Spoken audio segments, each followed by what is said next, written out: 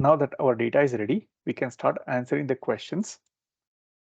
In our case study, the first question. The organization has 4 sales departments for 4 regions. Mr. Gupta wants to know which region contributes how much to the total sales. For this, we have to aggregate the data in the 4 different region values. So in this case, in this data set, we have a region column and we have the sales column. So now we have to use the aggregate function. And now aggregation in Excel is done very easily using a pivot table. In other softwares, you may have to use some other aggregate functions. There are features like group by or cross tabulation, which are used to do this in other softwares. But in Excel, the feature of pivot table is easily doing it. To use that, just select any cell in your table. Go to the insert menu over here. And the first option is pivot table over here. Click on this. Now we want this pivot table to be inserted in a new worksheet, which is by default. You can see the entire table is automatically selected by the pivot table function. Just click on OK. You can see that a new sheet is added, and this sheet on the right, there are some options to create the pivot table. First, we have to list all the columns. Yeah, so you can see, oops, I'll hide this part. You can see all the columns are listed over here. Then we have 4 boxes below in which we have to drag and drop the column names from the top to create the table that we want. For example, here we want to create a region sales. So I'll go here and select the region. By default, it is adding to the rows. And when I select that, when the region column gets added to the row, row area over here, you can see Excel pivot table has created rows, 4 rows for the 4 different regions. And here you can see filters, column, rows, and values. So if I move this region from rows to column, you can see on the left hand side, all my 4 regions have changed their so from rows they have moved to the column. But again, I'm looking for a summary measure, a summary table. So I'll go back to the rows because that's the way I want to represent. So that's the first thing that's completed. Now, in the same question, I'm looking for the sales value. So I'm going to select sales over here. So it gets added by default to the row, and you can see some more numbers get added. And again, that's not the way I want to summarize them. So I'm going to add it to the sum, that is aggregated value. So I'm moving the sales to this sum values. Now I can see accordingly the pivot table has changed its format. And you can also see in the count of sale, there are some numbers that appear and there is a grand total. And when I check over here, I can see something called as count of sales. And since the question asks, I'm looking for the sum of all the sales in each of the 4 regions. To change that, to move from count to the sum, I will click on this triangle here. And within that, I will select the value field setting. And here I can see there are some summary measures shown over here. And pivot table by default takes count, and there is one sum, average, max, min, product, and so on and on. Here I'm looking for the sum value. So I'm going to select sum and click OK. And once I do that, I can see sum of all the sales is listed over here. Against all my 4 different regions. So again, since this is the sum, I can see that West region has highest sale. And when I quickly eyeball, visually see it, I can see the Central region has the least sale. So this is one of the summary table that I created using pivot table. And this is the answer for my question number 1.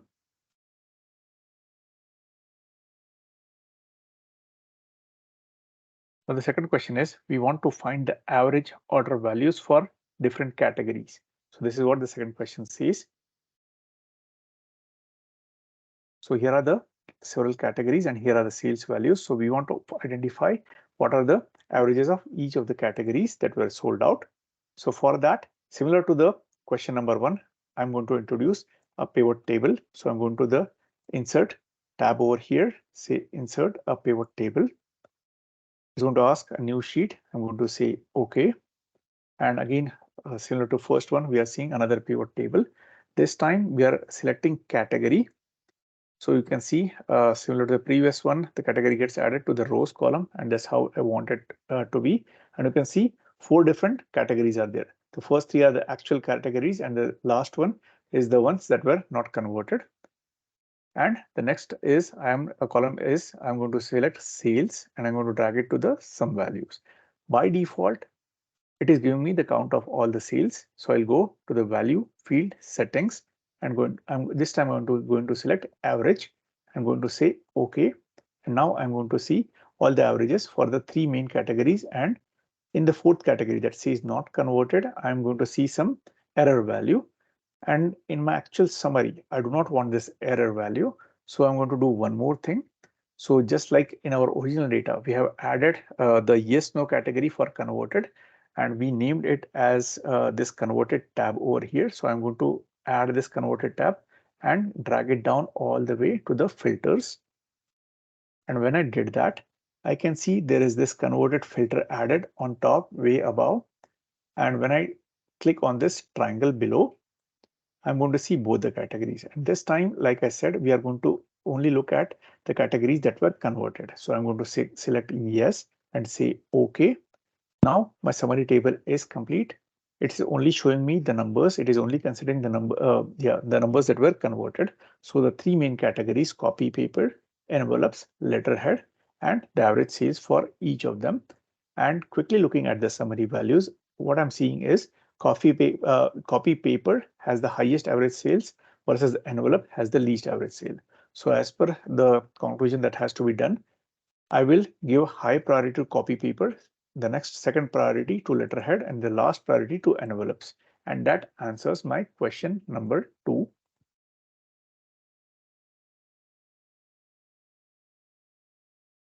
Moving to the third question, Mr. Gupta wants to find out the trend of monthly leads generated to be able to fine tune the marketing strategy for generating leads. Go to our original data file, leads. Again, we are going to do the same thing here. This column lead date is going to play an important role, followed by the customer name out here. So I'm going to do the same. Go to insert tab, insert a pivot table. In a new worksheet, I'm going to say OK. And here I'm going to select and drag the lead date into my columns, and then I can see Excel has auto-generated some months. So Excel is smart enough over here to automatically categorize month and days. And to add more, if it doesn't do that, all I have to do is go to over here. There are the auto-generated months. I have to right click on here, and then I have to select group by. And here by default, it has already categorized by days and month, and that's what I want. But these are additional categories. It can start with year, quarters, month, days, hours, minutes, and seconds. To that level of granularity, it can go in detail. But in this case, we want the days and months. So it is rightly categorized. So I'm going to say OK. Next part. Oops, it expanded it all. It's totally OK. I'm going to minimize it just for because I did. Okay, let me do Control Z out here just to go to the original where we were at. So again, by default, we are at months, days, and lead date. That's what we want. Second is I want the customer name, and I will drag it to the sum value column. And by default, it is giving me all the count of the customer names. So what it is telling me is how many leads I got in each of this month. So in January, I got 134, February 120, March, I got 123, April 126, May 157, and June 136. So that answers our second question. And I'm going to name this sheet as leads by month. It says there are 10 sales agents who are assigned the lead generated. These agents then get in touch with the respective persons and pitch them the products. All of them are also given half yearly sales target. Mr. Gupta wants to classify these sales agents based on their performance and identify salesperson specific actions to increase the conversion rate of the leads. So you can see the last statement. The answer is divided into two. The first one is measuring the performance of each of the agent, and second one is identify the salesperson specific action to increase the conversion rate. So let's break down this solution into two parts. First one is to measure the performance of each of the agent. Let's call it as a win rate, meaning we have to check how much each of the salesperson was able to convert it into a lead and what is the percent. For that, I'm going to do the same analysis over here, add a pivot table. So I'm going to say insert pivot table, new worksheet, yes. And same thing happened as we have been doing. This time I'm going to select sales person assigned. By default, it is taking it into the rows, and that's how I want. So Excel is smart enough to do that analysis. And here I can see a list of all the 10 agents that were a part of this entire sales study. 1, 2, 3, 4, 5, 6, 7, 8, 9, 10. The next part is I'm going to select the converted and I'm going to add it into a columns. Yeah. So again, what I see in here in my pivot table, the auto generated table is, you can see there is a column label part added, and there are some labels which says the no's, yes, and the grand total. Yeah. So that's the added table. And in my next step, I'm going to fill in this information. So I'm going to go to this customer name column over here, and I'm going to drag it all the way to the sum value. And by default, it is taking the count of customer name. And in this case, this is exactly I want. So this gives me some more information. A lot of information is filled in this table. So let's review what that is. So here it is, what it's telling is the first agent, Andy, total he was assigned 71 leads, out of which he was able to convert 32 into actual deals, actual sale deals, and 39 where he wasn't able to. Next agent, Angela, she was assigned 68 leads, out of which she was able to convert into actual sale of 26, and the remaining 42 she wasn't able to convert. Same is the case with third, Dwight, is he was assigned 84 leads total, and he was able to convert 34 into yes, the actual sale deals, and 50 he wasn't able to. So this is the actual count I am getting. But the question is talking about performance, and performance is usually either measured like a one-on-one basis. So here I quickly glance, I'm seeing, there are total, different numbers of total leads that were assigned to each of these salesperson. So let's use a standard KPI measure. Let's call it as a win rate. And when I say rate, it is usually a percentage, so against 100%. So for that, there are multiple ways I can do. One of the most preferred way and recommended way is this. So I'm going to move my cursor somewhere here on any of the number over here. I'm going to say right click, and when I say right click, and if I go drag this down and go to this show value as, here it is saying no calculations, meaning it's giving me all the raw numbers, and that's true. All the summary measures over here are all the raw numbers, so no calculation is involved. In this case, I'm going to select the total percentage of raw row total, because that's what I'm looking for. And that makes this grand total as 100%. So yes, definitely this is a rate. And within this 100%, I can see 45% is yes, meaning those leads were converted into actual sales out of the 100%, and remaining 54.9 were not converted. So this, this is my answer for my fourth question, first part of the fourth question. So I'm going to say 4A and win rate for each agent. So this answers my first 4A question. The second part of question 4, it says identify salesperson specific actions to increase the conversion rate of the leads. This means that how did each salesperson, each sales agent perform in comparison with the target sheet or the target assigned to each of them. For example, here are the 10 sales agents that were performing the task, and here were the targets given. And based on the data that we have compiled out here, here are the names of each of salesperson, their lead information, and here are the total sales.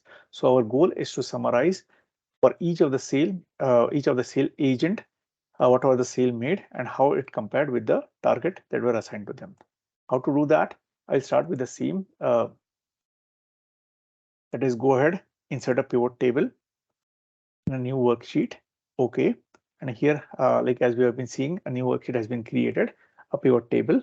And the first part is I'm going to select the salesperson. By default, Excel takes it in the rows, and that's how I want. So yeah, Excel is smart again. The next part is I'm going to check with the sales amount. So I'm going to select sale.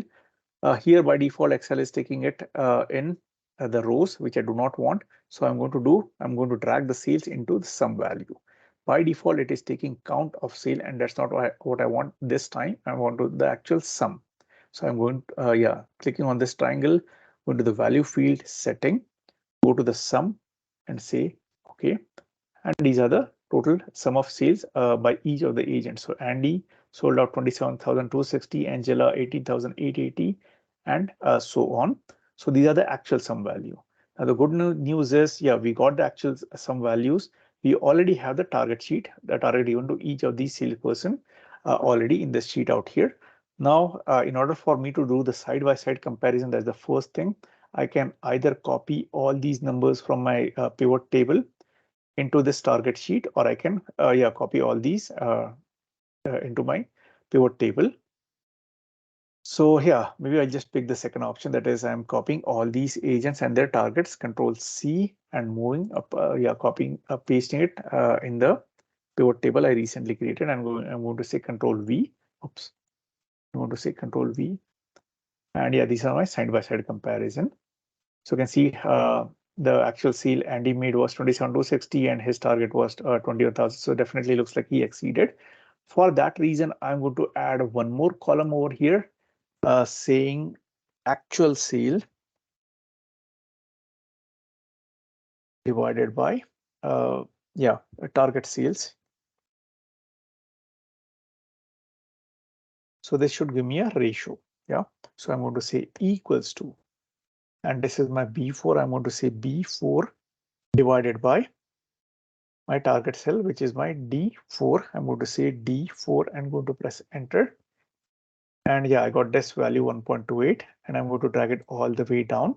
And I know definitely this is a ratio. So the unit, it just took the neighboring unit, which was there in the previous column. I know this isn't correct. So I'm going to select all of these over here. And all I'm going to do is go to this home in this number. I'm going to say %. And yeah, looks like this is exactly what I wanted.